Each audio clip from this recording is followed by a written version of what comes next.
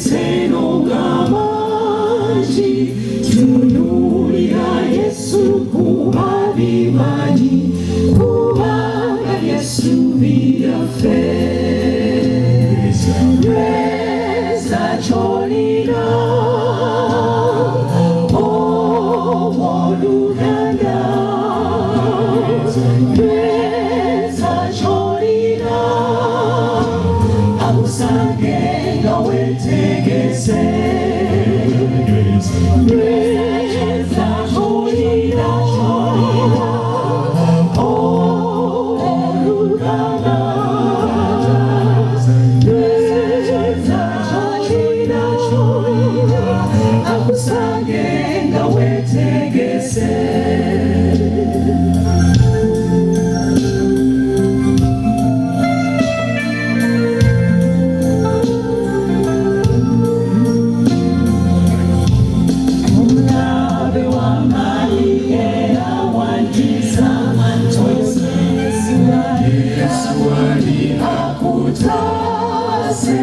sababu amani no moyo we utuke kuwanguzi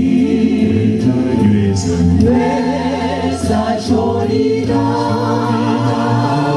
oh Luganda Reza cholina akusange ngawetegese Reza cholina oh Luganda Reza cholina akusange ngawetegese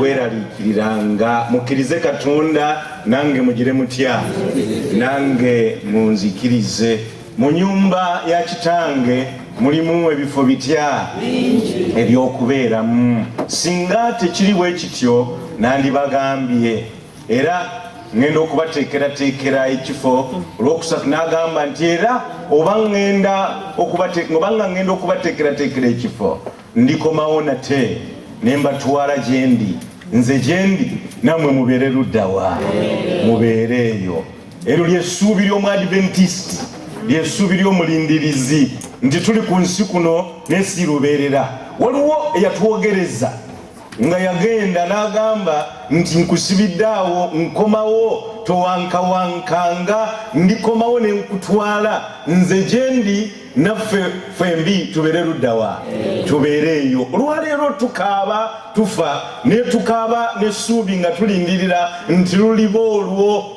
n'akomawo mwe kyamutwala yagenda okuteekerateekera ebiki ebifo waliwo okufa abamu nga ne mogeji tetulina naye mukama waffe yeebazibwe nti ekyo bwe tulituuka tetulisasula waliwo yateekateekera nga yasasula nti bwe tulituukayo aliba yakikolako Bafilipi kyava atukakasa olunyiro lwokubiri essula eyokubiri olunyiro essula yakusatu there's a mistake there Bafilipi essula 3 olunyiro lwa 20 n'agamba nti kubanga ffe ewaffe luddawa ewaffe mu ggulu era gye tulindirira omulokozi okuvaayo mukama waffe ani ayongereza ku bigambo biri nti agenza okuteekerateekera noono n'akakasa nti wewawo tulina obutuuze bwa kuno naye tulina obutuuze obulala ey'oluzungu bwetyo bwegamba ye buyita butuuze nti tulina obutuuze obulala ewaffe mu ggulu eyo tulindira omulokozi akomewo naye nga tannakomawo ono kyava atukakasa Yokaana essula 3 olunyiro lw'okutaano nti eyo nno gye yagenda okuteekateeka teri agenda kutuukayo kubanga Yesu agamba nti n'amuddamu n'amugamba nti mazima ddala nkugamba nti omuntu bw'atalizaalibwa mazzi na mwoyo tayinza kuyingira mu bwakabaka bwani mu bwakabaka bwa Katonda olwekyo olwaleero njagala okwogerako naawe ku nsonga egamba nti okuwandiisa erinnya lyo mu maka gaawa ag'omu ggulu yagenda okuteekerateekera naye takuwaliriza kyava kusaba nti oyagala okugenda, oyagala okubeerayo, oyagala okutuuka, n'akugamba nti eno engeri ey'okuwandiisa erinnya lyo, how to become a member of the heavenly family. Naye nga tetunagenda mu kyakuyiga kino, kansabe twewombeeko olw'okusaba. Kusaba eno Katonda ffe twagala okusiriikirira nga tukakasa nti ekigambo kye tugendamu kigambo kya mwoyo, n'ebyomwoyo nga bitegeerwa mwoyo. Neffe tuli bantu buntu n'amagezi gaffe gakoma. Okusalawo kwaffe nakwo kuzibu, naye olwaleero twagala okusaba nti okuyita mu mwoyo mutukuvu Katonda ffe kakutuulire nti oli wakati mu ffe. Nsabira kino omu ku baddu bona bazaana bagenda okuwuliriza ebigambo bino ndi Katonda ffe kabawulire ggwe. Buzanze ne gwe Katonda ffe olabike. Bw'otyo onkozese ng'omukutu okutwala ekigambo kyo eri abaddu bona bazaana. Ku nkomero ya byonna tulyoke tugambe nti abadde Katonda era nti tuwulidde eddoboozi lye. Tuuka gye tuli bw'otyo era nga ngezaako nange okunnyonnyola ekyo ky'otadde ku mutima gwange eri abaddu bona bazaana. Nsaba gwe okituuseeyo nga kifuuliddwa ekigambo kyo. Katuuke ku nkomero nga tukugulumiza tukwebaza nti oweebwa ekitiibwa leero ne bulijjo ku Yesu Kristo Mukama waffe. Okuwandiisa erinnya lyo mu maka ag'omugulu. Atugambye nti ewaffe mu ggulu gye tulindirira omulokozi. Okuba Katonda teyatutonda kufiira na kubonaabonera mu nsi eno. Yatutonda nga tulinako gye tulaga, era Bayibuli eyongera mu maaso ne tugamba nti tuli bagenyi ku nsi kuno era batambuze. Olwaleero we tuli enkya tetuliiwo. Naye kinzizaamu amaanyi era kyenkakasa nti ffe gye tulaga si mu nfuufu na kuwumula mu nfuufu y'ensi eno. Gye tulaga Bayibuli etukakasiza nti ewaffe ludda wa mu ggulu mu nsonyi w'akafaananyi ako. Naye nfunye omukisa mu nsi muno ng'omubuulizi w'enjiri okuyitibwa ab'eŋŋanda z'abantu abamu okwogerako nabo mu kiseera nga baagalwa bwabwe basibula ensi eno. Bampise mu malwaliro, bampise mu maka gaabwe okugenda okwogerako nabo mu ssaawa eyitibwa esembayo. Ssaawa eyo ebeera nzibu, ssaawa eyo ebeera mbi, era ogenda okubatuukamu nga batandise okwogera obwama. Baba batandise okutta ku maaso, baba batandise okutta ku ddoboozi, era n'ebigere nga batambula mpola. Ssaawa eyo ebeera nzibu nti ngezezzaako okubeerawo n'okwogera n'abantu abo kubateekateeka abatuvaamu. Naye kye ngenze neetegereza nti ekintu ekiyaayaanirwa abasinga obungi mu ssaawa eyo bye bigambo ebisembayo eby'abantu abo. Era bw'agezaako okwekyusa bw'ati bonna batega okutu okusobola okutegeera agambye kiki yagamba ekisembayo. Essaawa eyo ebigambo ebyo byogerwa bibeera bigambo bikulu era ebitaleetera kwerabirwa, kubanga ebiseera ebisinga bye bifunzafunza ate bye bikomererayo mu bulamu bw'omuntu wafaanana ng'atyo.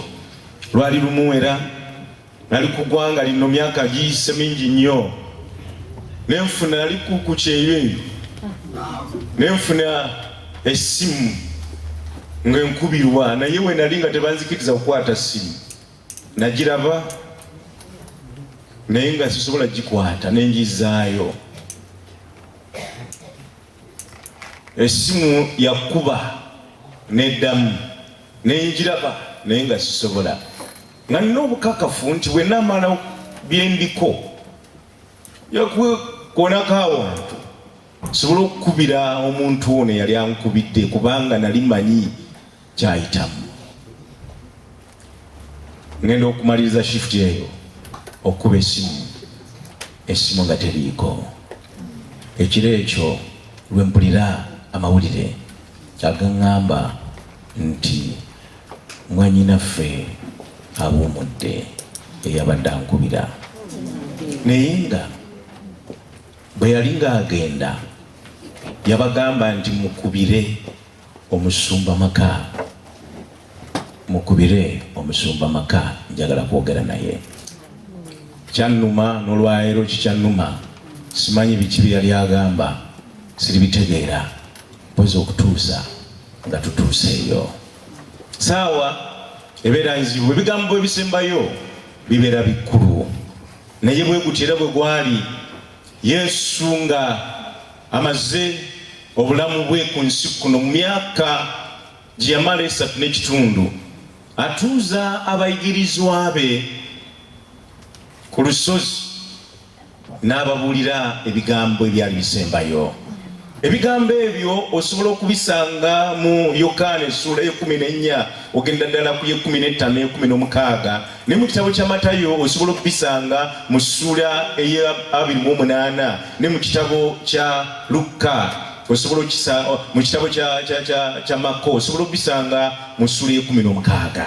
Ebyo ebigambo ebyasembayo Yesu byalowooza nti byalina okwogera kubanga yali abikoze byonna mu myaka 3.5 yali amaze ku nsi kuno, naye n'alowooza si kituufu addeyo mu ggulu nga tamaze kubyogera. Bw'atyo n'abakuŋŋaanya bonna n'abagamba tugende tusisinkane kubanga nina kyenjagala okubagamba. Nga bamaze okutuuka ku lusozi, Yesu yayasamya akamwa ke n'abagamba ebigambo bino byalowooza nti byonna abikoze, byonna abyogedde, naye bino byagala okusembyayo nabyo ng'addayo mu ggulu. Yabagamba mu Matayo essula ya 28 olunyiriro 18, Bayibuli egamba nti Yesu najja n'ayogera nabo n'abagamba nti mpeereddwa obuyinza bwonna mu ggulu ne luddawa ne ku nsi. Gaali mawulire malungi, amaze okubonaabona, amaze okuzuukira, amaze n'okwogera nti kiwedde, naye yali tayinza kulinnya kuddayo mu ggulu okutuusa nga abagambye ebigambo bino. Era ebigambo yabitandika bw'atyo nti kiwedde, obuyinza bwonna mbulina, obw'oku nsi eno n'obw'omu ggulu bwonna buli mu mikono gyange. Ayongera mu maaso n'agamba nti olw'okubanga mmaze okuyimusibwa n'obuyinza mbulina, n'agamba nti olw'ekyo this is my territory, mugende mufuule amawanga gonna abayigirizwa. Mugende mufuule amawanga gonna abaki? Abayigirizwa. Agamba nti nga mubabatiza okuyingira mu linnya lya Kitaffe n'Omwana n'Omwoyo omuki n'Omwoyo omutukuvu. Bino bye bigambo ebisemberayo ddala mu bulamu bwa Yesu Matayo byatuwandiikira. N'agamba nti obuyinza butumpeereddwa, eggulu n'ensi bifuuse byange, naye n'atutuma okuyitibwa okutuma okusinga obukulu, the Great Commission, nti mugende mufuule amawanga gonna abaki? Abayigirizwa. Kwe kutuma okukulu okwo, mugende mufuule amawanga gonna abayigirizwa. Abaddeyo olunaku lwajja omusumba yabadde atuyitiramu ng'atugamba nti this is the mission of the church. Guno gwe mulimu omukulu ogw'ekkanisa, kufuula mawanga gonna abaki? Abayigirizwa. Disciple makers. Naye tubafuula tutya? Agambye nti mukikola bwe muti nga mubabatiza okuyingira mu linnya lya Kitaffe n'Omwana n'Omwoyo omuki? N'Omwoyo omutukuvu. Olw'ekyo ensonga eno nkulu Kristo gy'aleeta nti singa tunaasobola okubeera abayigirizwa ba Yesu, abagoberezi be, tukiyingiramu tutya? Tukiyingiramu nga tubatizibwa mu linnya lya Kitaffe n'Omwana naki? N'Omwoyo mutukuvu. Matayo 28:2 agamba nti bwe mumala okubayigiriza olwo mumala okubabatiza mubayigirize okukwatanga byonna bye nabalagira mmwe, era laba nze ndi wamu nammwe ennaku zonna okutuusa emirembe gino lwe girigira ki lwe girigwawo. Ebyo ebigambo ebisembayo. Bw'atyo n'alinnya mu ggulu egyo yagenda. Olwekyo tubadde wano okumala ennaku eziwerako kumpi omwezi mulamba, naye enkomerero ya byonna tulina okusiibula. Nange nina okudda ku butaka, naye enteekateeka ya Katonda etugamba nti mugende mubuulire enjiri. Naye enkomerero y'okubuulira enjiri tomala mu mazzi bw'otyo n'ofuluma n'ogenda. Abantu olina okubawa omukisa nabo okulondawo oba okugaana. N'olwaleero awo n'agamba nti enjiri ekomekerezebwa bw'eti n'ensonga ey'okugira ki ey'okubatiza oba okubatizibwa eri abo abawulidde amawulire amalungi ago. Lwekyo ono ageregeranya ensonga y'okubatizibwa nga omukolo ogw'embaga. Omukolo ogw'embaga bwe gubaddewo, abaali mutuuseeyo n'abamu ku bantu baffe wano bakavaayo bakatuuka wano. Omukolo gw'embaga singa ogwetegereza gubeerako abantu babiri abakulu, be baluwaabo abagole. Atera kubeera mwami na musajja, bitera okukyuka ewammwe eno, naye waffe eri batera kubeera mwami na ki abeera mwami na ki na mukyale. Wamwe wano bigenze bikyuka era bijja kweyongera okukyuka gye tulaga. Naye abantu bano ogenda n'obalabaawo ng'olowooza mbu tebasobola kwogera, bagenda ne beesirisa ne beetambuza mpola mpola, bwe baba balya babeera nga enjala betabaluma. Abantu abo oyinza okubalowooza mu bawombeefu nnyo, naye abantu abo babeera basirise busirisi, babeera balinako gye bavudde, era ng'eyo bayogera bingi. Eyo babeera bayogera bingi nnyo, ng'omu ayinza okuba nga yatandika munne era nga yamutandikako n'amaanyi n'amugamba nti nkusanze, naye ndowooza nti tulina okubeera ffenna, tulina okutambula ffenna. N'alowooza nti nze ndowooza nkwagala. Oli bwakkiriza, yensonga lwaki mubalaba. Bwagaana temutegeera nti byaliyo. Ebibeera mu statistics biba bisigala mu statistics. Naye bwekagira nekamutanda oli n'agamba nti ye ogenda okubalaba nga obalaba wano nga beewombeese nga batambula bakola byonna, naye nga waliwo gye batandikira, omukwano gwabwe nga gulina gye gwatandikira, era nga balina kye bategeeraganako, kye bazze okulaga ensi. Bwe baba balabise ku mbaga olunaku olwo, obwo si bwe bubeera obufumbo, naye ku olwo babeera bazze okulaga public, bakadde baabwe n'abala bonna nti ffe twagala okubeera ffenna ebiseera byaffe byonna eby'obulamu. Awo babeera balinganga bakugamba nti tulina kye twagala okuyingiramu.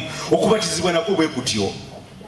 Enjiri yesooka omuntu n'ayogera, Yesu Kristo n'ayogereza omuntu we, n'amukuba akalimi n'amweraga nga obulokozi bwe buli mu ye, n'amulaga nga bw'agenza okumuteekerateekera efu. Yesu n'ajjayo CV ye yonna n'ajanjuluzaawo.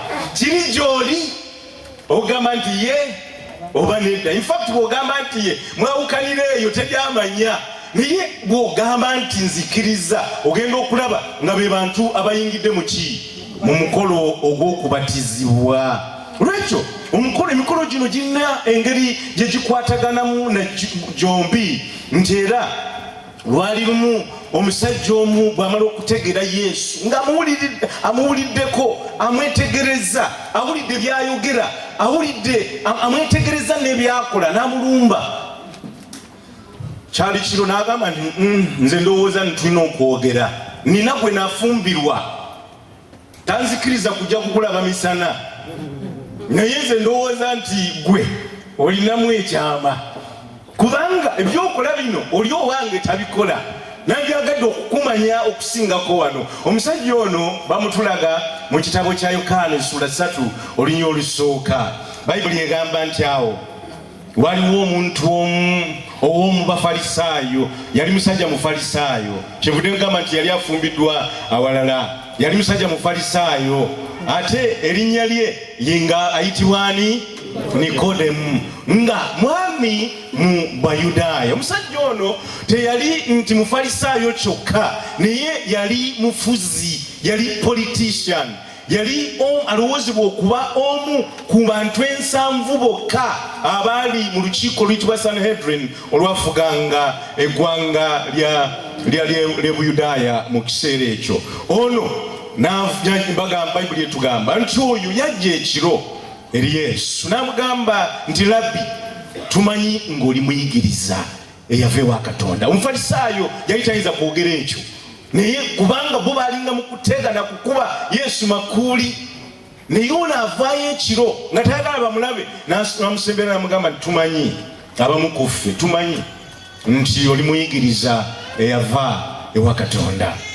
N'agamba nti kubanga tewali muntu ayinza kukola bubonero buno bwokola gwe wabula nga Katonda ali atya, ng'ali naye. Yesu bw'amala okuwulira nga azze amuwaanawaana amukola bw'atyo, n'amugamba nti mmanyi nti oze ekiro n'obudde tobulina, naye nze kankubuulire ky'olina okukola mangu nnyo ddala osobole okuddayo baleme na kukusanga wano okusalawo okuli gy'oli. N'amupakka mangu ago n'amugamba, Yesu amugambye ebirala, Nikodemu amugambye ebirala, tanabona kwogera, naye Yesu n'amugambirawo nti, Yesu n'addamu n'amugamba nti ddala ddala nkugamba nti omuntu bw'atazaalibwa mulundi gwakubiri tayinza kulaba bwakabaka bwani.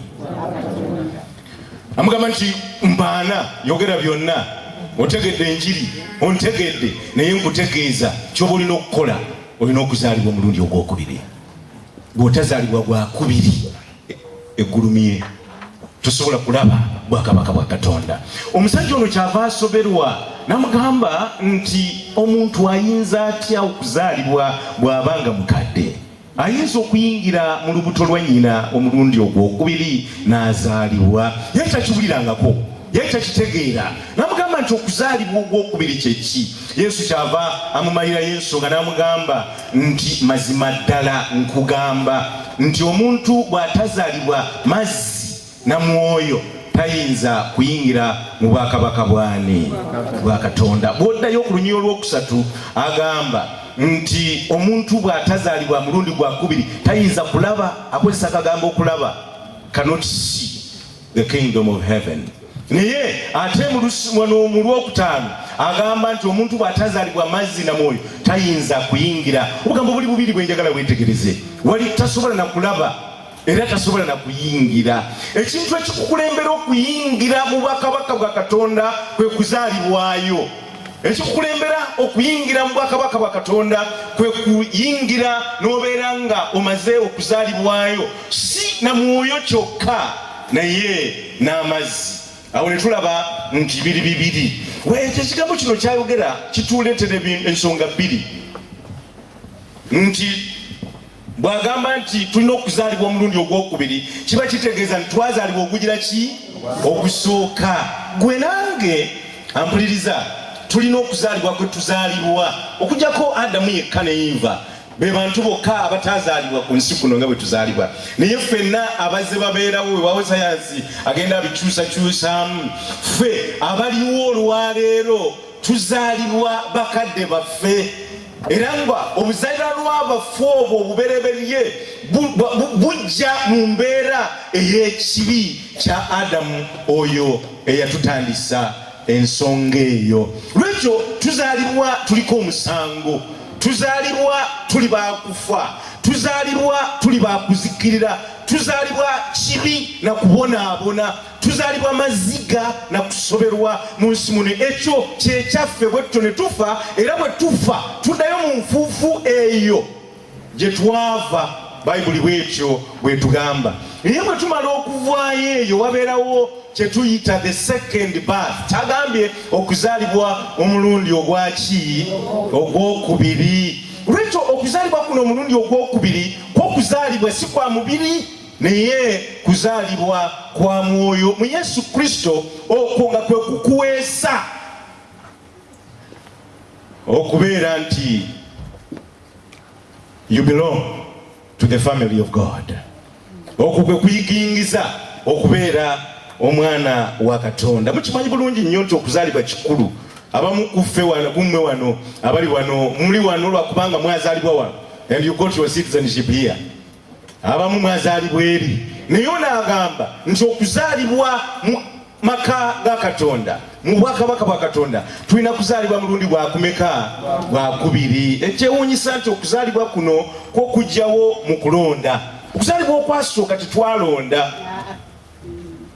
Nze salonda kuzaalibwa gye nazaalibwa. Oba oli awo singa nalina omukisa nandironze walala, naye saawe bamukisa ogwo tetuguweebwa. Era toyinza kugamba nti nzaalibwe kino oba nzaalibwe kiri, nzaalibwe wali oba nzaalibwe bwenti, nzaalibwe nga nfaana bwenti. Byonna twayingira mu biyingire. Bakadde baffe tetwabalonda, nabo tebaatulonda, twesanga bwesanze. Naye atugamba nti wakyaliwo omukisa ogw'okulonda okuzaalibwa omulundi ogwaki ogwokubiri. Okuno okuzaalibwa omulundi ogwokubiri Bayibuli kweyita okubatizibwa, era ng'eno y'enkola ey'okuzaalibwa mu bwakabaka bwa Katonda. Bebo bowulira nti they are born again, nti yazaalibwa omulundi ogwokubiri. Era waliyo abantu abakyenyumiririzaamu nti bo bakinogaana nnyo nti baagala si kubayita kirala kyonna mu bigambo by'eddiini, baagala kuyitibwa abaazaalibwa omulundi ogwokubiri. They call themselves born agains. Lwaki? Kubanga baazaalibwa ku nsi kuno naye baazaalibwa ne mu bwakabaka bwa Katonda. Okuva mu byawandiikibwa ebyo twakalaba bino biba bivaayo mu bulambulukufu bwabyo. Agamba nti okubatizibwa ke kabonero akatuyingiza era akatuleetera okuwandiisa amanya gaffe mu bwakabaka obwawa obw'omuggulu. Nobeera nga tosobola kuyingirayo weewaawo Kristo omukkiriza, tosobola kuyingira makaago okujjako nga obatizibwa. Nga bwe kiri nti tosobola kuyingira mu bulamu bwa mulala okujjako ng'okkiriza okumufumbirwa pozi n'okukola embaga. Awo ne kibeera nti oyingiddeyo mu ngeri entuufu era ey'omu mateeka. 3:5 kyava agamba nti Yesu n'addamu n'amugamba nti mazima ddala nkugamba nti omuntu bw'atazaalibwa mazzi na mwoyo tayinza kuyingira mu bwakabaka bwa Katonda. Waliwo akagambo kano mazima ddala bw'okayonoonya mu Bayibuli ey'Oluzungu kavaayo mu ngeri ndala. Kavaayo kusinziira nga Bayibuli gy'osoma kavaayo most assuredly, akamu kagamba verily verily. Akagambo ako bw'okazaayo n'okanogayo mu luyonaani lwako kabeera nga akaleeta ekigambo mwakyonoona sijja kikozesa. Ekigambo mwakyonoona olwaleero but it's vowing. Abeera atuuka ku ddaala erikakasa erirayira erikugamba nti tewali ngeri ndala. Verily verily. Ate akola repetition okulaga point of emphasis. Asobola okugamba nti verily I tell you, naye agamba verily verily, most assuredly. Oyo n'akakyusa bw'atyo ekikakasa nti alinganga akugamba nti ddala ddala nkugamba nti kino kirinaawo okubeerawo singa kiri onookiyingiramu. Mu ebyo tuyiga ekisonga ey'okubiri nti ewaawo okubatizibwa kuno kukulu naye si kwe kutulokola. Konjagala nkanoganye tugategeere. Okubatiza si kwe kutulokola. Yesu yagira ki? Yalokola. Amiina. Okubatiza kabonero bubonero akalaga mu bufumbo. Embaga si yekuwasa, wali akuwasa omulala oba oli ogobeera ofumbiddwa, naye embaga eyo ke kabonero ak'okungulu akalaga nti bano b'ekyewo, buli omu abeera ajjewo munne. agamba just as the wedding is not the marriage, baptism is an evidence that one has accepted the living gospel of Jesus Christ and now wants a formal love relationship with him. Ekibeera nti okubatizibwa kuno kabonero bubonero akalaga ndi mu butuufu omukwano gwange ne Yesu Kristo njagala gulinnye ku ddaala eddala era njagala n'ensi etegeere nti ffe tuli mu mukwano. Yongera maaso n'agamba nti baptism is like an initiation rite. When you accept baptism, you get born into the family of God. Kali gulinga ng'omukolo ogw'okukuyingiza mu lulyo nga oyidde bwe byalinga nti omwana bwe yavanga kaakalira ne muyita senga okatunula ku njala okatunula ku maaso okatunula wabona alaba obanga ez'ekika ekyo eza famire eyo olwo omwana oyo ne bamuwa erinnya n'ayingira mu kika ekyo. Naye nga mbeera yamala okuyingira, baptism is a sign of one's decision to accept or reject Jesus Christ, a decision leading either to heaven, salvation, or hell, which is judgment. Kabonero kanono kakulu kekalaga nti okkiriza oba ogaanyi, kekalaga nti onoolokolebwa oba onoosigalayo mu buzaaliranwa bwo obukukulembera mu kibi. Yesu bw'omugaana atakyusakyusa mbeeraayo, takusindika mu geyeena. Yesu bw'omugaana abeera akugamba nti gwe kyosigalidde kiri kirimu kyekyo kyewazaalibwamu. Gw'oganya okuzaalibwa omulundi ogwokubiri, olwekyo okuzaalibwako okwosooka kwe kulina okufuna ekyenkomeredde ku bulamu bwo. Olwekyo kyava agamba mu Makko essula 16 olw'e15 n'agamba nti Yesu n'abagamba nti mugende mu nsi zonna mubuulire enjiri eri ebitonde bitya byonna. Go preach the gospel. Mugende mubuulire enjiri. Enjiri eno nkulu okusooka okuwulirwa olwo ebirala ne bijja. Lwaki? Kubanga enjiri bwe mala okuwulirwa tofuluma bufulumi ng'omubuulizi n'okunnumba n'ogenda. Abantu bawe omukisa okubabuuza nti Yesu munaamukkiriza, Yesu munaamutwala oba Yesu mumuganye. Agamba nti bwe mumala okubuulira enjiri bonna, agamba mu 16 nti akkiriza n'agira atya? Aligira ki? Naye atakkiriza omusango guligira ki? Guli musinga. Agamba kano guli musinga si katuufu mu nkyusa eyaffe, kubanga kabeera nga kali mu future. Guli musinga kabeera nga kali mu maaso. Mu Bayibuli oluyonaani egamba nti atakkiriza omusango gwa musinga. Naye ate negamba wenekozesa future sense mu Luyonaani nti akkiriza n'abatizibwa alirokoka, meaning nti kijja kumutuukako, kijja kumujjira. Naye wano agamba nti naye atakkiriza asigala n'omusango gwe, kubanga gwe nange mu Adamu empeera y'ekibi kugira ki? Kufa. Era agamba, Pawulo ayongera n'agamba nti ffenna twayonoona ne tutatuuka ku kitiibwa kyani? Kya Katonda. Olwekyo akkiriza yabeera abidduse n'avaayo. Okubatizibwa bwe kutyo ne kubeera nga kabonero ka kungulu akalaga okukkiriza kw'omuntu mu Kristo Yesu ne mu njiri. Kyava agamba nti musooke mugende mubuulire enjiri, abantu mubawe omukisa basalewo oba bagire batya oba bagaane. Naye okusalawo kuno kuli kuzibu nnyo. Okusalawo kuno kuzibu nnyo. Ffenna Yesu tumwagala era twagala okugenda ludda wa muggulu. Abali wano abazze olwaleero nze njagala okulowooza nti mulina akakwate ku Yesu, mulina akakwate ku ggulu, era essuubi mweriri mu ggwe nti mu butuufu njagala ntuuke. Naye Bayibuli etugambye nti tetusobola kutuuka okujjako nga tumaze okuzaalibwa amazzi naki? Era alinganga alayira nti mazima ddala nkugamba, mazima ddala nkugamba. Tetusobola kutuukayo, tetusobola kuwandiisaayo linnya lyaffe, tetusobola kuyingira mu lulyo olwo, tetusobola kusikira ebyo Katonda byatusuubiza okujjako nga tumaze okubatizibwa. Obuzibu obuliwo nti olwaleero embatiza mpitirivu. ono abatiza bwati n'agamba nti omaze okubatizibwa, ono n'abatizibwa bwati, ono ne bamugamba nti yes nawe obatizibwa, n'ogamba ono n'ogamba nina muganda wange yaŋŋamba nvubuka, n'agamba nti nze musumba nze nabatizibwa nina emyaka 5 era weewaawo nzijukiramuko katono naye nabatizibwa. Omu yaŋŋamba nze nabatizibwa ndi muto, bakadde bange be baŋŋamba naye mbeesiga tebayinza kunnimba, nabatizibwa era ne birth certificate weewaawo yabula naye mbakakasa nti kituufu bambatiza. Naye okubatiza kuyitirivu.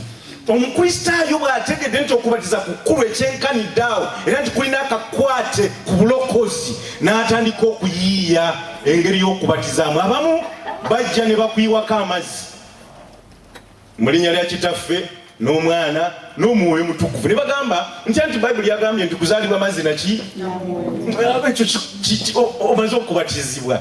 Lwekyo they use sprinkling as a form of baptism. Abamu bakozesa bayiwako amazzi, bagenda ne baleeta amazzi ne bakuyiwako, nabo batera okuyiwako emirundi 3 mu linnya lya Kitaffe n'Omwana n'Omwoyo Mutukuvu. Abamu bagenda ne baleeta akabonero k'amafuta ne bagamba nti amafuta akabonero akalaga Omwoyo Mutukuvu.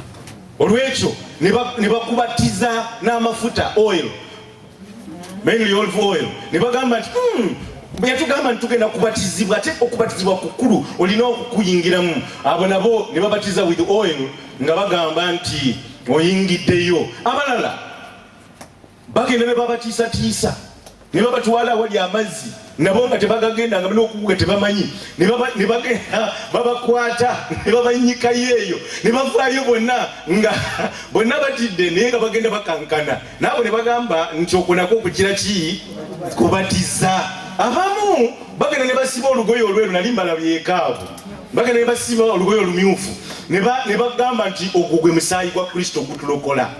Olwekyo n'oyita mu lugoye omwo omulundi gumu mu linnya lya Kitaffe, mu linnya ly'Omwana n'ery'Omwoyo Mutukuvu, ne bakonfaminga nti gwe omaze okugira ki okubatizibwa. Mukwano gwange bingi ne weebuuza nti naye ekituufu kyekiruwa? Yinga ababuulizi mutubuzaabuza ne mutuleetera eddiini eno n'ogyogera mbu eno yentuufu, n'oleeta eno nayo ntuufu, ono n'agamba nti bali bakyamu, ono n'agamba nti ffe batuufu, n'oleeta okubatiza nti kuno kwe kutuufu, oli n'agamba nti kuno kutikyamu mbu kuno kwe kutuufu. Mukwano gwange kwe kwebuuza naye omwana w'omuntu ng'alabye kati ekituufu kyekiruwa?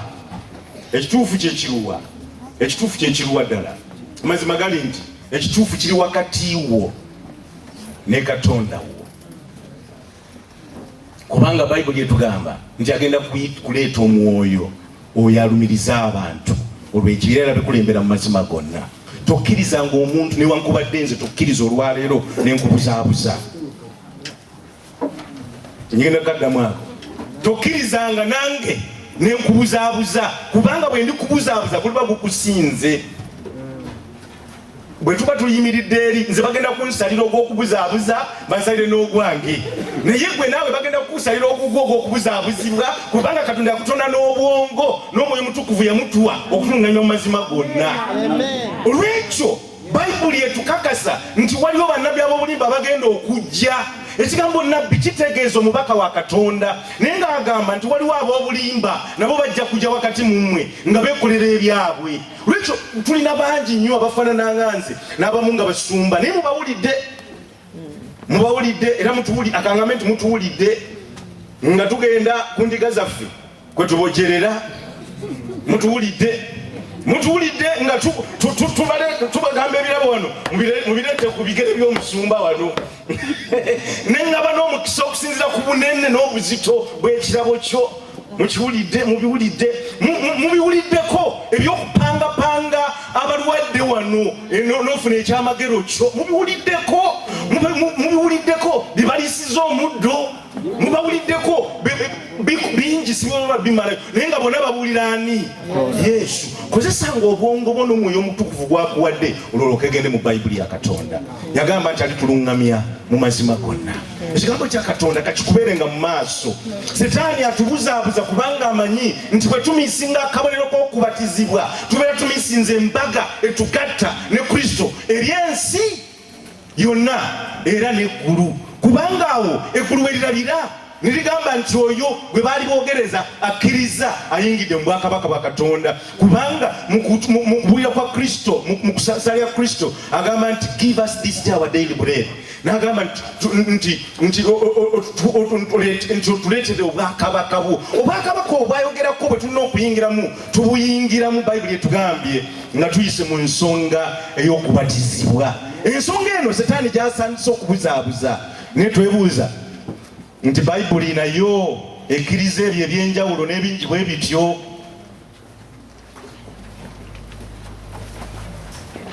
Nga kwe kubatizibwa katugibuuze. Let the Bible do what? Bayibuli kegenda okwogera njagala owandiike era ofune okulungamizibwa kw'omwoyo. Okusalawo okwo kaneme kusindiikiriza kusalawo naye koime mu mwoyo ne mu kyawandiikibwa osalewo kubanga kyenkuwulira kikulu kiriko akakwate k'eggulu n'obulamu bwo obutagwawo. Kuba Bayibuli tugamba nti mulitegeera amazima n'amazima ago gali bafuula abaaki ab'eddembe. Bayibuli egamba ki? Kubatiza kwa mirundi mingi okwo n'okusingawo. Bayibuli mu Befeso essula 4 atugamba nti omubiri guli gumu n'omwoyo omu era nammwe bwe mwayitibwa mu kusuubira okutya okumu. Tuli ffenna waliwo emyoyo mingi, emyoyo emitukuvu weegiri mingi.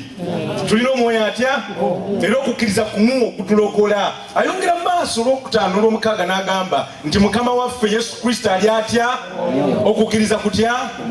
Aye njagala weetegereze kano agambye nti okubatiza kutya ne Katonda atya era n'ekitawaffe owa byonna ali atya. Bayibuli tekulekangako kubula, ffe tubula tweyagalidde. Bayibuli evaayo newandiisa nga bano tebana gunja byabwe negamba nti okubatiza kuli kutya nga kitaffe bwali omu n'okubatiza kwa Bayibuli kuli kumu. Lwekyo twagala okwebuuza nti okubatiza okwo kwe kuluwa. Wanagambye mu y'Oluzungu wanagambye there is one baptism, there is one Lord, one faith, one baptism, one God the Father of all. Kati twagala okwebuuza nti okubatiza okwo okuli okumu kwe kuluwa. Where is that one baptism? Where is that one biblical baptism? Nsaba Mukama akulungamye ng'ogenda okusalawo okubeera okukwo nga tetunnatuukawo atugambye nti buli ayogera nti ali mu ye ono ye Yesu Kristo. Buli ayogera nti ali mu ye ndi mu Yokaana ekisooka essula 2 olunya olw'omukaaga nti buli ayogera nti ali mu ye kimugwanira naye yennyini okutambulanga era nga ye bwe yatambula. Ani oyo? Yesu Kristo. Tuyitibwa Bakristaayo olwaleero kubanga tugoberera kisinde kyani kya Yesu. Ekigambo Christian kitegeeza follower or a believer in Christ. Lwekyo tokolanga ekintu ekirala kyonna ekitali mu Kristo. Tokolanga ekintu kyonna ekita Kristo kyatakonyeemu kubanga akugambye nti togenda kutuukayo okujjako ng'okituuseeko. Waliyo tulina ekyokulabirako ekitasinza obulungi ekya Yesu Kristo mu kubatizibwa kwe. Yesu Kristo naye yabatizibwa. Awo Bayibuli wetutegeereza nti okubatiza kuli kutya kuli kumu. Kwa Yesu Kristo kwe kuluwa kwe yabatizibirwamu. Matayo essula 3 olunyiri olw'13 okukira ddala ku lw'16 atuwa okubatizibwa kuno okwani okwa Mukama waffe Yesu gwe tugoberera. Agamba atya nti awo Yesu n'ava e Galiraaya n'atuuka ku mugga ludda ki? Eliani Yokaana Mugireki. We are going to see face to face Jesus Christ coming into baptism. Agamba olw'14 nti naye Yokaana yali ayagala kumugaana. Yokaana ng'agamba nti nze neetaaga ggwe okumbatiza naye ate gwe ojja gye ndi yali amutegedde nti bwe ngenda okubatiza nno si be bano bulijjo bemubatiza ono munene ye munene w'eggulu n'ensi n'agamba nti gwe wandibadde onteekayo nange nfune omukisa ogwo kubanga gwe bwombatiza kiba kyanjawulo nnyo naye Yesu olw'okubanga yaleze mubiri guno ogw'ekibi amuddamu ebigambo bino olw'15 naye Yesu n'amugamba nti kkiriza ombatize kkiriza kaakano kubanga kitugwanira bwe tutyo okutuukiriza obutuukirivu butya. Ampuliriza ensonga eyo nkulu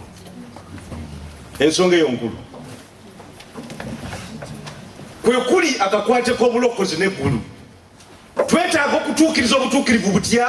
Yesu yali Katonda mu ngeri ye, saagala genda muli arguments ati naye yandibadde agamba nti ye teyeetaaga kubatizibwa. Yandibadde agamba nti naye nze okubatiza kwakujjako bibi. Yandibadde agamba bugambi nti nze nzize kulokola balala aboonoonyi. Naye yagamba nti waliyo obutuukirivu, naye obutuukirivu bwonna bwetaaga okuyingirwamu. N'agamba nti kkiriza kaakano kubanga kitugwanira, tekigamba nti kiŋŋwanira, naye agamba ffenna kitugwanira okutuukiriza obutuukirivu butya. Olwo bw'abyogera ebyo Bayibuli egamba nti n'alyoka agira ki? N'alyoka amukkiriza okumubatiza. Yesu yabatizibwa atya? Bayibuli etugambye nti yagenda luddawa? Ku mugga luddawa? Ku mugga luddawa? Yoludaani. Omugga ogwo gwali mugga era nga n'olwaleero gukyaliyo. Kiki ekyabaawo ng'amubatiza? Kubanga olunyiri luno agambye nti n'alyoka amukkiriza. Okumukkiriza okumukola ki? Okumubatiza. Olw'16 kyava agamba nti awo Yesu bwe yamala okubatizibwa amangu ago n'ava mu ki? N'ava luddawa? Mu mazzi. Ekitegeeza nti Yesu yabatizibirwawa? Mu mazzi. Era bwe bamala okumubatiza n'ava luddawa? Mu mazzi. Mukono gwange bwe mbanga nina byenyoola omwoyo naye antereeze naye nga njagala weesomera ebigambo bino nga bw'obiwandiika. Agamba nti Yesu bwe yamala okubatizibwa amangu ago n'ava mu mazzi, laba eggulu ne limubikkukira, n'alaba omwoyo wa Katonda ng'akka nga ki? Ku ye. Mukwano gwange, olwo guno gwe mulundi ogusooka nga Yesu azze, si gwe gusooka naye gwe mirundi eggulu nga livaayo mu bwakatonda obusatu. Kubanga waliwo ava okuzaalibwa, waliwo ayingira mu ggulu kubanga yali ayingidde mu lyo lw'omuntu alina okuddayo. Bayibuli egamba nti Yesu Kristo ali mu mazzi avaayo, omwoyo najja. Bw'osoma olunyiri lw'17 oluddako lugamba nti eddoboozi ne liva mu ggulu nga lyogera nti oyo ye mwana. Kitegeeza nti amaze okuzaalibwa ye mwana gwensanyukira. Olwo bw'osoma Bayibuli oluzungu egamba nti he went up out of the water, meaning he was in the water. Ampuliriza, njagala okitegeere nti olw'17 twalusomye. Njagala okitegeere nti okubatizibwa kwa Kristo akabonero katulaga nti ye teyagenda bugenzi mu kanisa, teyagenda mu yeekaalu, teyagenda mu kuŋŋaaniro, naye yagenda luddawa? Yagenda mu mazzi ku mugga Yoludaani. Buno gye gimu ku misingi gy'okubatizibwa egyenjagala okunyweza nti okubatizibwa kuno okwa Bayibuli kwetaaga amazzi gatya? Mazzi mangi.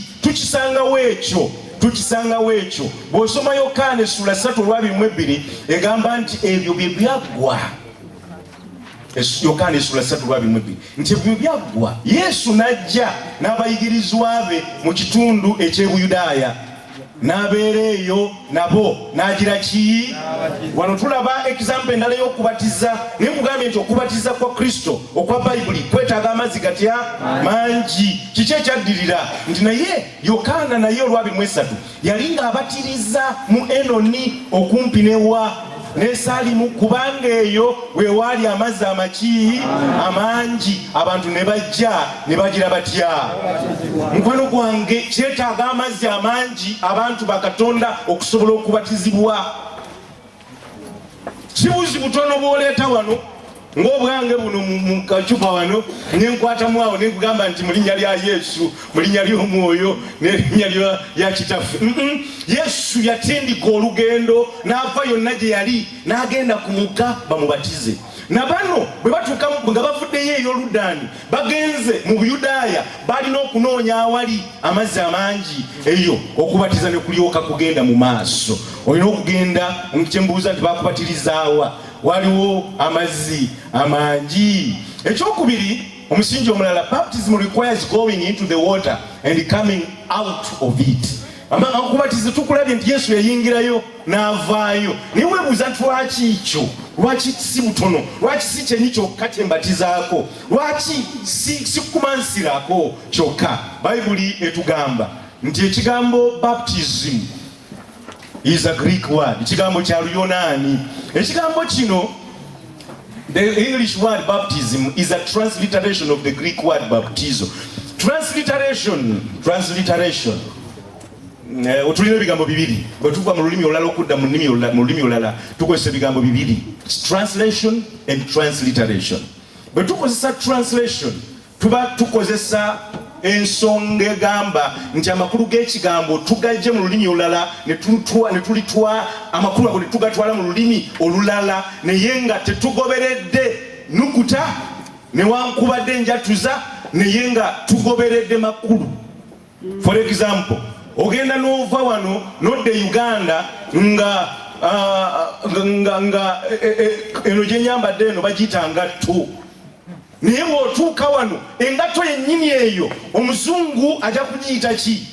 Shoe. Tebirina kakwate. Kino kyatuka bulala na kino kirala naye amakulu ge gamu. They mean the same thing. Naye bw'ova Uganda wano mbova Uganda waffe n'ojja kuno ojja kusanga nti waliyo ebigambo ebyava eri ne bijja mu lulimi ne bitambula okuva mu lulimi olulala. Ebigambo ebyo ne bisigaza amakulu enjatuza yaabyo n'ennukuta zaabyo. Ekimu ku bigambo ebyo bw'ova wano n'odda Uganda n'ojja kwesanga nti waliyo akantu akoogera kavamu amaloboozi bakayita leediyo. Naye nga leediyo eyo weewaawo ebigambo bikyukamu L n'ebeera R. Naye ng'ojja kuwulira nti byatuka kumpi kyekimu. Eyo bakiyita, that's not translation, that's called transliteration. Kubanga letters ozigenze n'ozijjayo n'otwala mu lulimi olulala ate n'amakulu n'ogatwalirako naye ng'ogoberedde enjatuza y'ekigambo ekyo. Lwekyo ekigambo kino kitubuzaabuzizza lwa nsonga nti bwe kyava mu Luyonaani baptizo kyayingira mu Luzungu ne batakikyusa makulu nga shu n'engatto. Naye ne bakiyingiza mu Luzungu ne bakiyita baptism nga byatuka kumpi kyekimu. Bwe kyajja ewaffe mu Uganda ate nabo tebaatuyamba, nabo ne bakikyusa ne bakiyita kubatiza. Ebigambo ebyo biraba nga birina akakwate mu nyukuta zaazo. Ekyo bakiyita transliteration. Obusubu bw'ekyo amakulu gaba gasigaddeyo ng'oleese enjatuza y'ebigambo. Lwekyo ekigambo kino akugambye nti is a transliteration of the Greek word. Naye nga amakulu ge galuwa. The Greek word baptizo means to immerse. It means to bury. It means to plunge beneath. Ekigambo ekyo singa bali bakikyusizza wonna wekisangibwa mu Bayibuli bandibadde batugamba nti omuntu nti mugende mu nsi zonna mubuulire enjiri abantu mubanyike mu linnya erya Yesu, erinnya erya Kitaffe n'Omwana n'Omwoyo Omutukuvu. That is the meaning of the word. Naye bagenze ne bazanyira kuffe ababuulizi bano abamu ne batulekayo amakulu g'ekigambo ne batuleetera ekigambo ekikulu ekirina akakwate ku bulokozi n'eggulu ne bakirekayo ne batandika okutukwasa ebirala. Mukwano gwange nze bwe nkugamba nti kino kiteeteeyi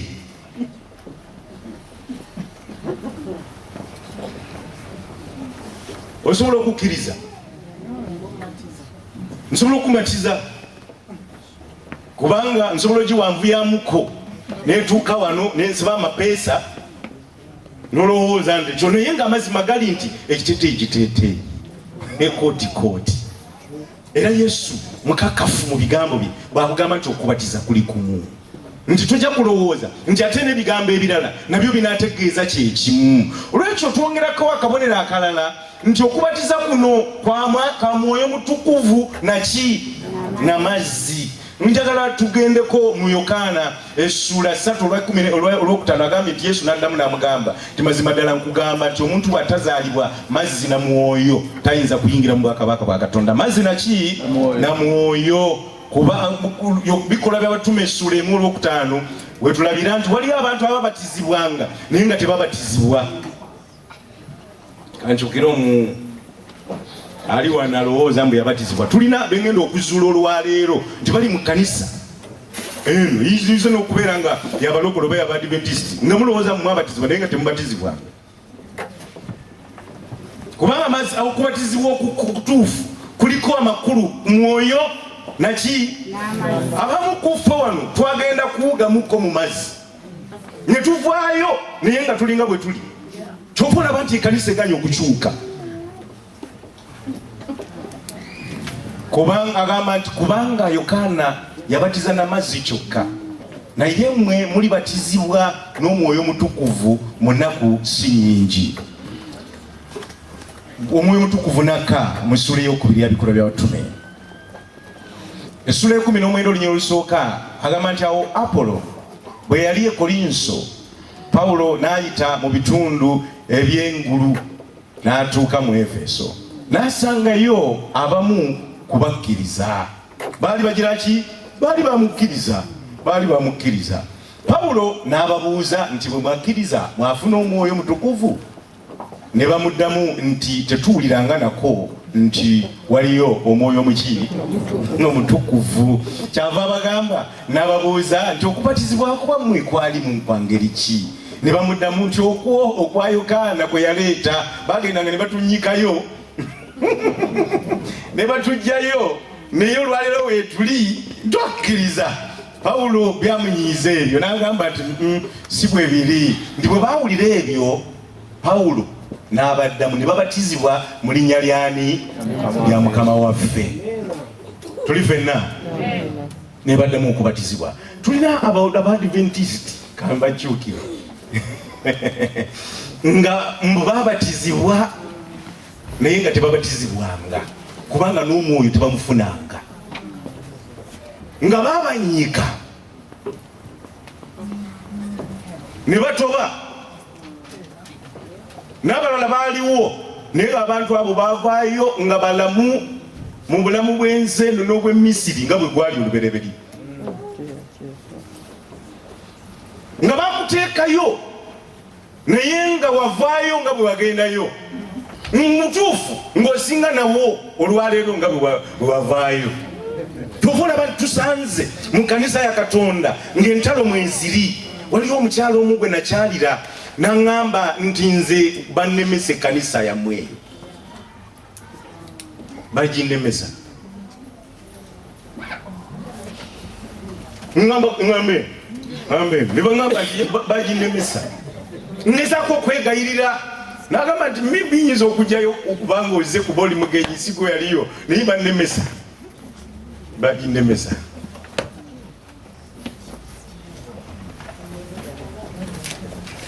Ampuliriza omuwandiisi omwe agamba nti bw'otunuulira ekkanisa oyinza okulowooza nti toli mu kanisa.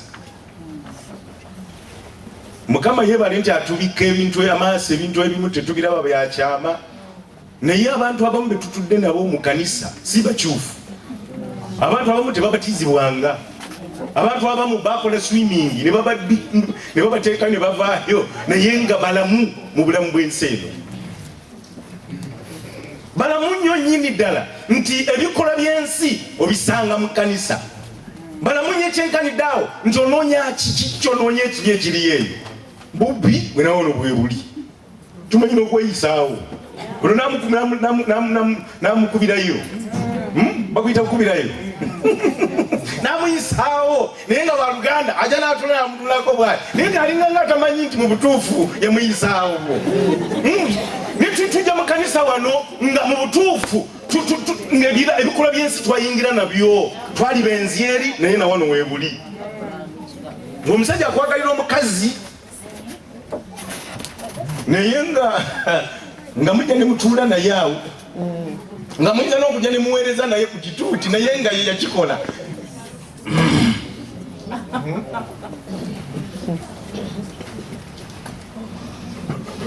muyinza n'okuyimba naye wano ne mutandika okuyimba naye wano naye ng'oyo yakuyeekera mwa Luganda naye nga ovaayo n'ayitayo biri mu kanisa obulimba buli wano enkwe ziri wano kyava agamba ni mwabatizibwa mutya waliwo abantu betulina okuziddamu okubatizibwa kubanga tebabatizibwa ono yabaddamu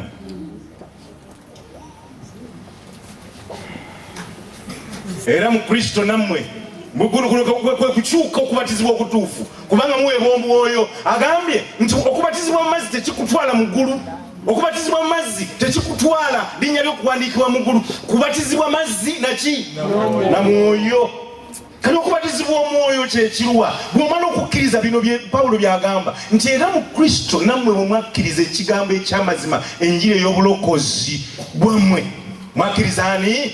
Mwakkiriza Kristo. Efeso 14 n'ayongera maaso nti era ekiraga nti muli babe, ekiraga nti muli baggulu, ekiraga nti mwawandiikibwa, agamba nti Katonda yabassaako akabonero ak'Omwoyo Omutukuvu eyagira ki? Eyasuubizibwa. Akabonero ako buli akkiriza amaze okubatizibwa n'akabonero kamuteekebwako. Lwekyo tulina abantu ba Katonda mu kkanisa muno nga balowooza mu baabatizibwa ne balina ne certificate bagikulaga. Niyenga nze tetaka kulaba certificate. Nitaka kulaba ebibala ebivaamu kubanga Bible egamba nti mu Matayo essula 7:2 nti muli bategeera ku ki? Nitaka kubategeera. Naye bwe tutula mu kanisa tubalaba. Bwe tutula mu kanisa mugenda ne musanyuka nnyo nga waliwo abeewadde wano. Amiina, amiina, naye gwe watizibwa. Tuli mukwerekera balala gwe. Gwe toli sign post kulagirira balala bagenda naye nga nebigenda mu maaso tobimanyi. Omanyi ku sign post owo bukulagira n'otuuka bulungi nnyo ku makubo. Naye bumanyi gy'olaga. Buvaawo. Nabo mwafiira mu kanisa. Muli wano naye nga muli bafuddala. Naye nga muli awo mujja. Bwe tubadde tutandika wano tubutandise omukadde najja n'agamba neŋŋamba naye abantu nga sibalaba n'agamba nedda gwe tandika abantu bajja kujja nga bamanyi obudde bwabwe bajja bakanisa naye balowooza ni nabo bagenyi balowooza nti oba bazze kukyala n'abagenyi ne babasookawo.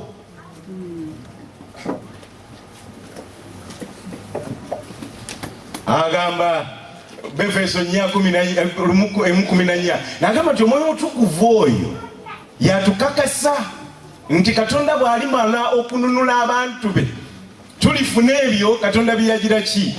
Byatusuubiza. Amiina. Oyo Omwoyo Omutukuvu tebakulimba nga ate abalala ng'Omwoyo Omutukuvu akuweebwa lwakubanga oyogedde ennimi lwakubanga okoze bino bw'okkiriza Yesu Kristo mu kubatizibwa okutuufu okw'amazima akuwe Omwoyo Omutukuvu. Akabonero akakakasa era ekiraga ekyo agamba munaabategeera ku bibala byabwe. Bw'ogenda mu kitabo kya Pawulo eky'Abagalatiya essula 5 olunyiriri olw'22 kyavaavaayo n'agamba nti n'ebibala eby'omwoyo bye bino natandika okubikubalira nti Omwoyo Omutukuvu oyo bw'amala okukka mu muntu oyo aliko akabonero ka Katonda alina ebibala by'aleeta okwagala. Bano bwe tukola mu kanisa tuba tubaagala abo obugumiikiriza, aleeta okukkiriza, aleeta obwekwegendereza, aleeta ebibala bingi byatuwaawo okulaga nti wano we munaabategeerera ngaabo. Kembuuza nti gwe bwekutukutunulira ebibala ebyo tusangamu. Naye n'agamba nti ebibala by'omubiri bya lwatu bye bino mulimu okuyomba, okwesalamu, obwenzi, okuyomba, biki byonna abiraga era nga kumpi byebyo bye tulabako olwaleero. Agamba nti okusalawo okwo okugenda mu mazzi obatizibwe mu linnya lya Kristo okukwe kukuweesa ekirabo ekyo eky'omwoyo omutukuvu. Yesu n'abagamba nti mugende mu nsi zonna mubuulire enjiri eri ebitonde byonna. Olwekyo kyensonga lwaki nziza okubuulira enjiri. Bwe mbadde nga mbuulira wano mbadde nsanyuka nnyo ng'abagenyi bazze, naye nze mbadde mbuulira n'abantu bange kubanga mmanyi nti ninamu bangi abatabatizibwanga, ninamu bangi abatali bakyufu. Abamu nno balinganga abajja wano ku social club bakooye nnyo ekyo kibakubye. Olwo ne bagamba nti tuludde okumulaba katuukeyo, tuludde okusinkana mukono mu Oluganda. Nabo ne bajja ku olwo. Kyova obalaba nti bajja, they are visitors and go. Bajja kukyala olwo akadoolu kuba bwe kati nga kajjawo omusumba, n'olyoka balaba nabo nga basiibula bagenda okusooka n'abagenyi. Yesu n'addamu n'abagamba nti mazima nkugamba nti omuntu bw'atazaalibwa mazzi na mwoyo tayinza kuyingira bwakabaka bwa Katonda. Ensonga lwaki nkusaba nti ozaalibwe amazzi naye ozaalibwe naki? N'omwoyo. Okubatizibwa kuno kw'okusalawo kwo mu bulamu bwo, gw'osalawo oluvannyuma ng'otegedde lwaki osalawo. Kukulu nnyo nti tukwetaagisa abo bokka abamaze okukulamu, si bwana buto. Baptism should be of water and the Holy Spirit.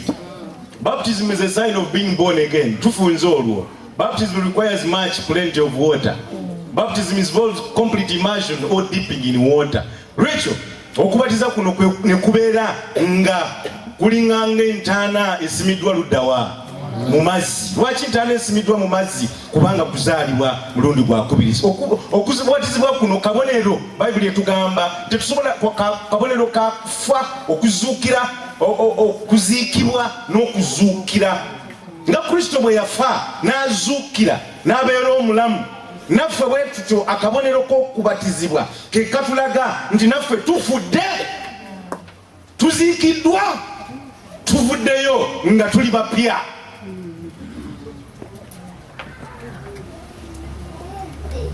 Kyova olaba si kirungi kulowooza nti banaazaalako omutwe gwokka oba kyenyi. Olina okuzaalibwa wenna.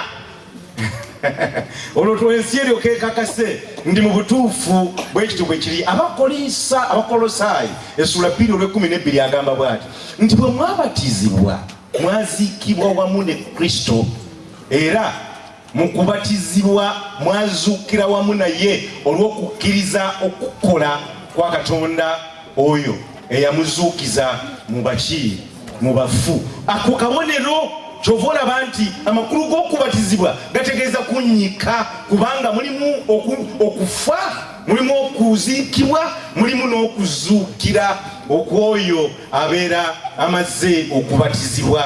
N'agamba nti era temumanyi nga ffe, ono Baluumi 6:3, n'abuuza nti oba temumanyi nga ffe ffenna ababatizibwa okuyingira mu Kristo Yesu nga twabatizibwa okuyingira mu kufa kwe. Ayongera n'agamba nti kyetwava tuziikibwa wamu naye mu kubatizibwa okw'okuyingira mu kufa nga Kristo bwe yazuukizibwa mu bafu olw'ekitiibwa kya Kitaawe, bwe tutyo naffe tutambulirenga mu bulamu obujja.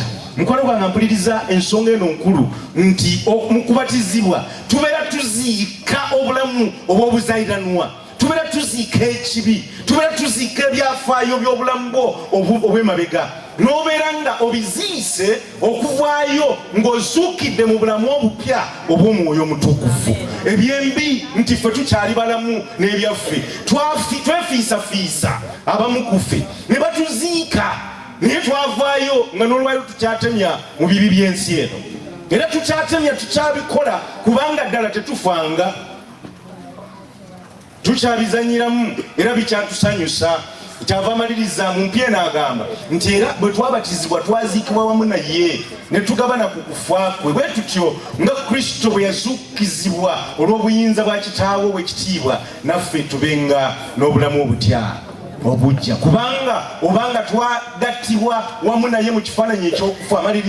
Amaliriza agamba nti obanga twagattibwa wamu naye mu kifaananyi ekyokufa kwe, era tuligattibwa wamu mu kifaananyi ekyokuzuukira kwe. Ampuliriza, weetaaga okubatizibwa olyoke otuuke mu ggulu. wetaka okubatizibwa amazzi naki n'omwoyo. Okubatizibwa kuno ne kubeera nga kulinga ng'okwambazibwa Yesu Kristo, ndi kubanga mmwe mwenna ababatizibwa okuyingira mu Kristo mwayambala ani? Naye ombuuza nti about ffe ababatizibwa nga tukyali bato, about ffe ababatizibwa nga tukyali bato. Amazima gali nti Bayibuli etugambye, n'abagamba nti mugende mu nsi mubuulire enjiri eri ebitonde byonna. Akkiriza n'abatizibwa alirokoka, naye atakkiriza omusango gugize eki? Towalirizanga omuntu okubatizibwa, number 1. Number 2, kibi nnyo ffe okudda ku baana baffe ne tubatwala babatizibwe, ate nga n'embatiza gye tuba tuttemu yeeyo etaliyo mu Bayibuli. Nini bwe yandibadde nga ntuufu gye tubatwalamu, that is spiritual rape. Omwana akkiriza oyo, omwana agambye nti mukwano gwange bino bigambo byakufana kuwona, agambye nti akkiriza bulamu butagwawo, atakkiriza bumusinze. Ng'oyingiza omwana mu bintu ebifaana bwe bityo, naye nga tokimanyi na kukimanya nti awo bali obulamu bwe obw'emirembe n'emirembe n'okuzikira okw'emirembe n'emirembe. Gwani agamba nti gwosalirawo abaana bo? Byo mubuulidde enjiri kijakkiriza, kubanga Bayibuli egambye nti mugende mubuulire enjiri abantu bonna. Omubuulidde enjiri kijakkiriza. Yensonga lwaki nze megana n'abo abakuzeemu gwe nokkiriza oba n'ogaana naye nkugamba nti nze mmaze njogedde kiri gy'oli muganda wange mwannyina zze. Okubatiza kuno okwayingirawo okutya bunjagala okwotinga omwaka guno ne kansa eno mwaka 1311 nga Kristo amaze okufa n'okugenda mu ggulu.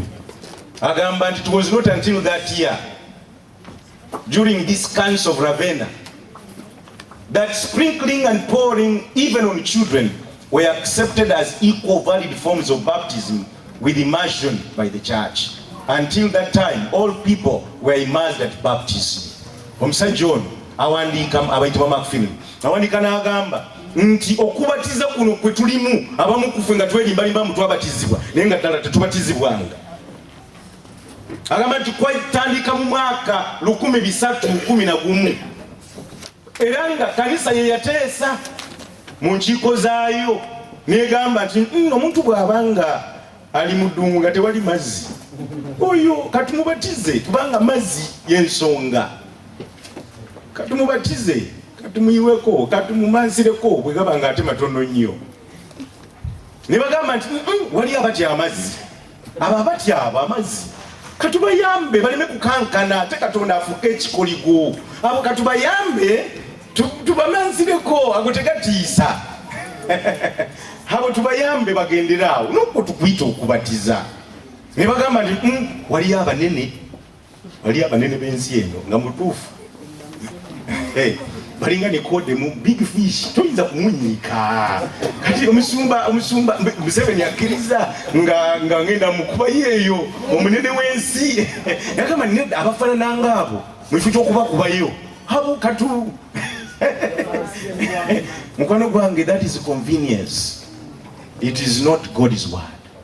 Ekigambo kya Katonda kikakafu kubanga kirina n'amakulu ku kubatiza. Ekigambo si mukolo bukolo, kirina n'amakulu okubatiza. Abantu Katonda ne batandika okukola ebintu ebitaliiyo. Niweewuunye nti abayigirizwa nabo babatizanga mu mbatiza ya Yesu. Bw'osoma Bayibuli mu kitabo kya Bikola Abatume Sura 8:26 agamba nti awo malayika wa Mukama n'agamba Filipo nti golokoka. Filipo yali ki? Filipo ono yaani? Yali muyigirizwa waani? Wa Yesu Kristo. Lwafuuse omuki? Omutume. Ndi malayika wa Mukama n'agamba Filipo nti golokoka ogende mu bukiikaddyo okwate ekkubo eriyita mu ddungu eriva e Yerusaalemi okugenda ludda wa Gaza. Amugamba nti guuyo Filipo agenda. Amugamba nti genda nina gye nkutuma. Amutuma. Olwo n'agamba nti olwabirimu omusanvu agamba nti Filipo n'agolokoka n'agenda. Era laba omusajja Omuesiyopiya omulaawe omukungu wa kabaka omukazi Kandake ow'Esiyopiya, era oyo yali muwanika we omukulu, ono yali yazze Yerusaalemi okusinza Katonda. Asisinkana amugamba nti genda osisinkane omusajja wali wazze okusinza ono ye muddugavu yali avudde ewaffe eno okugenda okusiiza Yerusalemu. Katonda n'amutumira omutume Filipo olw'abirimu 8 n'olw'abirimu 9 agamba nti bwe yali ng'addayo ng'atudde mu gaali oyo ye Mulaawi era ng'asoma ekitabo kya nnabbi Isaaya, Omwoyo Omutukuvu n'agamba Filipo nti genda osemberere egaali ye yo oyo asoma. Omusajja ono yali asoma kuba yali agenze kusinza Katonda, yali anoonya Katonda ng'alina ekitabo kya Isaaya waasoma. Katonda kwe kutuma Filipo nti gendayo kubanga omusajja ono anoonya. N'agamba nti awo Filipo bwe yadduka n'agituukako n'amuwulira ng'asoma ekitabo kya nnabbi Isaaya. Filipo n'amugamba nti by'osoma obitegeera. Omusajja yaddamu ati olwasatu mu olumu naye n'amuddamu nti nyiiza ntya okubitegeera nga tewali abinnyonnyola. Awo Omulaawe n'ayita Filipo nti jangu otule nange, n'alinnya mu gaali ye. Wuuyo Filipo batudde bagenda beeyongerayo banyumya. Yali musajja mukungu ddala. Olwasatu mu etaano n'agamba nti awo Filipo olw'okubanga yali omusajja yali tabitegeera n'ayasamya akamwa ke ng'asookera ku kyawandiikibwa ekyo kye yali asoma n'avaayo eyo mu Isaaya n'amutuusa ku njiri ya Yesu Kristo. Abagambye nti okubatizibwa kwetaaga enjiri, n'amutuusa ku njiri. Awo bwe beeyongera mu maaso ne batuuka awali amazzi, Omulaawe n'agamba Filipo nti laba amazzi, kiki ekindobera okubatizibwa? Omusajja olwo amaze okumatira, amaze okutegeera, n'agamba nti amazzi gaagano ngalaba, kiki ekiŋŋaana okubatizibwa? Kyenjagala weetegereze wano nti omusajja ono alabye amazzi, yalina amazzi agage kubanga ava mu ddungu agenda ku lugendo ag'okunywa kikakasa, naye alina gaalabye n'agamba ngalengedde, lwaki tombatiza? Kubanga okubatiza okutuufu yali amaze okumugamba. Filipo n'amugamba nti obanga ogira ki naki gonna oyinza okubatizibwa. That is the basis of baptism. Omulaawe n'addamu nti nzikiriza. Akkiriza ki olwo? Yesu Kristo nga ye mwana waani? Ewa mwana wa Katonda. Agamba nti awo Omulaawe n'alagira eggaali okuyimirira. Bombi Filipo n'Omulaawe ne bakka mu mazzi. Filipo n'agira atya? Okwekubatiza kwa Bayibuli, kwekubatiza okutuufu kulina kubeera kwa mu mazzi mangi kubanga kabonero. Bw'atyo n'akkayo ne bakka bombi n'amubatiza. Olw'abiri mu 9 agamba nti bwe baava mu mazzi bavudde luddawa? Omwoyo wa Mukama n'atwala Filipo. Omulaawe teyaddamu kumulaba nate, kyokka n'agenda Omulaawe ono ng'ajjudde ki? Essanyu, kubanga yali amaze okugira ki? Kubona okubanga abayigiriza bwe batyo bwe baakola. Njagala nga tumaliriza okirowoozeeko, njagala nga tumaliriza okirowoozeeko. Maka akugambye nti mugende mu nsi mubuulire enjiri. Akkiriza n'abatizibwa aligira ki? Naye atakkiriza omusango gukiza eki? Omusinze. Yokaana akugambye nti mazima ddala nkugamba nti omuntu bw'atazaalibwa mazzi na mwoyo tayinza kulaba bwakabaka bwa Katonda. Timoseewo ono nno 4:3 agamba ebigambo bino. Njogedde nammwe nga ndowooza nti ngezaako okwogera nga bwe ntegeera ne Bayibuli bw'eyogera. Naye ono agamba the time will come when people will not listen to sound doctrine. Obunabbi ne waliwo ekiseera ekijja abantu batagenda kuwuliriza newankubadde nga bikakafu bikaati ebiva luddawa mu Bayibuli era nga mazima, but they will follow their own desires.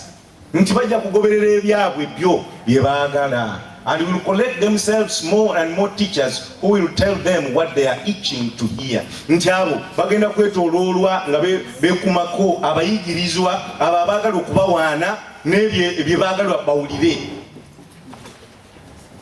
Agamba they will turn away from listening to the truth and their attention and their attention to legends. Ndi bajja kujja ebirowoozo byabwe ku mazima ddala naye bagende ku nfumo n'obulombolombo bw'abantu. Sagala kulowooza nti waliwo omukufu ayinza okukkiriza obunabbi obwo butuukirire ku ffe oba ku ggwe. Naye twandiwuliriza omwoyo kyatugamba, kubanga omwoyo akakasa nti awo bwe baawulira ebyo emitima gyabwe ne gibaluma ne beeraliikirira ne bagamba Peetero n'abatume nti abooluganda tukole ki? Muyinza okuba nga oli wano nga weebuuza tukole ki? Musumba kati kiki kiddako amazima gali nti nga sinava kuno njagala nkubatize bw'oba ng'okkiriza. Naawe ali wano nga obatizibwa birala nandikusabye naawe obatizibwe kubanga kanisa lweneetereera. Amiina. Oyinza okuba nga obatizibwa mu byekita ebyo naawe nsaba obatizibwe. Kuno okubatizibwa kwenkugamba si kubatiza nze nkusigaze wano nkufunemu nze nzirayo, sikuleeta wano nti ojja kumpeerezanga ebitundu bye-10 n'ebirabo. Nze nina ebirala byenkola eri naye njagala nkuleke mu mikono gya Yesu. Njagala ndeke erinnya lyo nga lirinnya mu kitabo ky'eggulu kubanga ebyenkya tobimanyi nange sibimanyi. Naye olwaleero wandibadde omukwabo. Petero n'abagamba nti mwenenye era buli omu mu mmwe abatizibwe mu linnya lya Kristo mulyoke musonyiyibwe ebibi byammwe era munaaweebwa ekirabo gwe mwoyo muki. Abali muno nga muzanyidde nnyo mu kkanisa nga mweyita babatize naye nga muzanyidde, agambye nti mwenenye. Mukole mutya? Mwenenye mubatizibwe nammwe munaafuna ekirabo ekyaki. Amazima gali nti waliwo abantu baffe naye ng'omwoyo taliiko.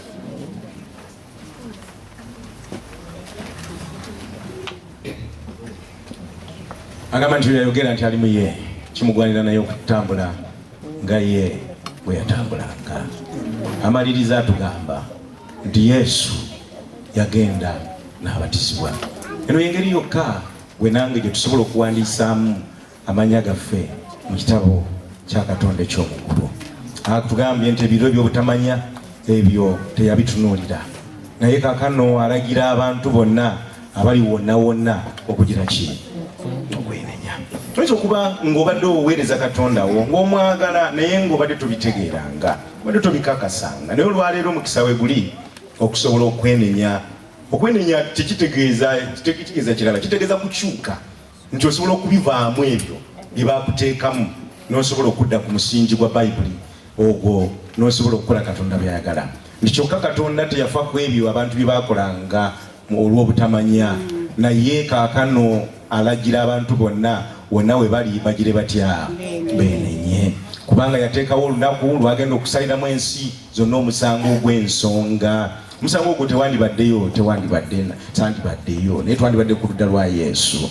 Naye Yesu n'abagamba nti Isaaya yalagula bulungi ku mmwe bannanfuusi bwe kyawandiikibwa nti abantu bano banzisaamu ekitiibwa kyakumimwa naye emitima gyabwe gindi luddawa? Gindi wala. Omanyi nti tulina abakristaayo bangi abaagala Yesu naye nga ddala emitima giri wala, nga ddala it's just a social event, ddala nga balina birala bye banoonya. So osobola okumusinza, osobola okumwogerako, naye Yesu yayogera bino Marko 7:6 n'agamba emitima gyabwe gindi wala. Naawe ensonga naye bansinziza bwereere. Okimanyi nti oyinza kusinza Katonda ebisaba byonna ebyobulamu naye ng'omusinza bwereere, naye ng'olowooza nti gw'osinza naye ng'omusinza bwereere. Agambye ensonga lwaki tuyinza okusobola okumusinza obwereere. Agambye nti ensonga lwaki bansinza bwereere kubanga bayigiriza amateeka g'abantu nga by'okugira ki? Katonda abiyomberamu ebintu bye. Nakugamba nti nze ntaddewo ekyange naye n'abantu ne beegunjiza ebyabwe. Ntaddewo enteekateeka ey'obulokozi naye Setaani n'ayingiza mu bantu ebyabwe. N'agamba nti bayinza okuba nga bakuŋŋaana mu makanisa ne bansinza, bayinza okuba nga bawayo n'ebitundu bye-10, bayinza okuba nga bakola byonna mu linnya lyange, naye agambye nti basinza nze yes naye bansinziza buki? Bwereere. Ayongera mu maaso n'agamba nti muleka etteeka lya Katonda ne mukwata obulombolombo bwaki. N'abagamba nti mugaanira ddala etteeka lya Katonda era mukwata obulombolombo bwammwe. Maliriza n'ensonga eno agamba Matayo 7:21. Matayo 7 agamba not everyone who said to me Lord, Lord shall enter the kingdom of heaven but he who does the will of my Father in heaven. Si bonna abangamba nti Mukama wange Mukama wange. Kono gwe muyinza okumbuuza nti naye agenda kubazikiriza bonna bw'aba akulabudde lwaki togonda? Lwaki tujjukira nti waliwo lwe yalizikirizaako ekibuga kiramba, in fact ebibuga Sodoma ne Gomora. Tujjukira nti mu biseera bya Nuuwa waliwo lwe yazikiriza ensi yonna naye n'alokolayoko 8 bokka. Kati lwaki obuuza Katonda ebibuuzo nga yamala okubiddamu?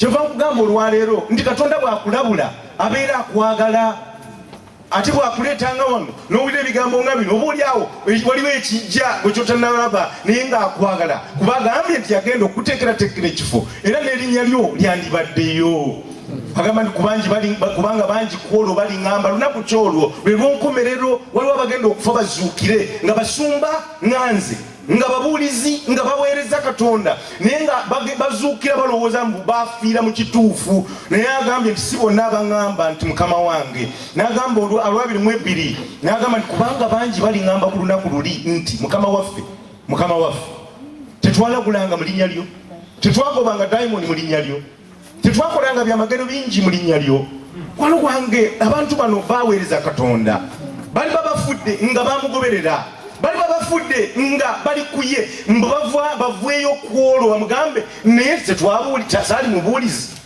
saagobanga dayimoni saakolanga byamagero mukama nze saazimba kanisa saakuwa bitundu bya 10 tetwakolanga byonna olw'erinnya lyo byonna babikolanga mu linnya lyani mu linnya lya Kristo kyava agamba nti nendyoka mbaatulira nti sigiranga ki mmwe muve wendi mmwe mwenna abaakola ebyobuki mukwano gwange kankubuulira olwaleero oyinza okuba ng'oli mu kkanisa obikola naye ng'erinnya lyo teririiyo